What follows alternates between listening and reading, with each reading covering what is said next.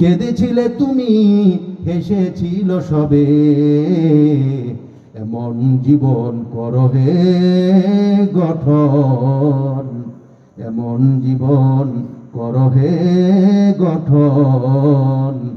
ইমানদারের মৃত্যু তো এমন, আল্লাহ পাক বলেন ফামা বাকাত আলাইহিমুস সামা ওয়াল আরদ, ফাসিক ফুজ্জার কাফেরের মৃত্যুতে আসমান কাঁদে না। তার মানে ইমানদারের মৃত্যুতে শুধু মানুষই নয়, আসমানও কাঁদে।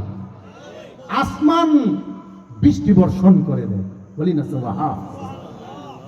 আল্লাহর রসুলের পাশ দিয়ে একবার এক লাশ নিয়ে যাওয়া হচ্ছে, লোকজন বলছে লোকটা কতই না ভালো ছিল, লোকটা জান্নাতি। নবীজি বলেন তার জন্য জান্নাত ওয়াজিব হয়ে গেছে।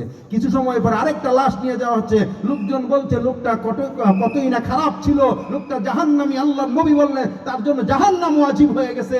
তারপর বলেন আনতুম শুহাদাউল্লাহি ফিল আরদ, ওহে আমার সাহাবায়ে কেরাম, ওহে আমার উম্মতের দল, তোমরা এই পৃথিবীতে আল্লাহর পক্ষ থেকে শপথ দিব। তারপরে সন্তানের বয়স যখন 7 দিন হবে তখন 3টা দায়িত্ব আসে। কয়টা?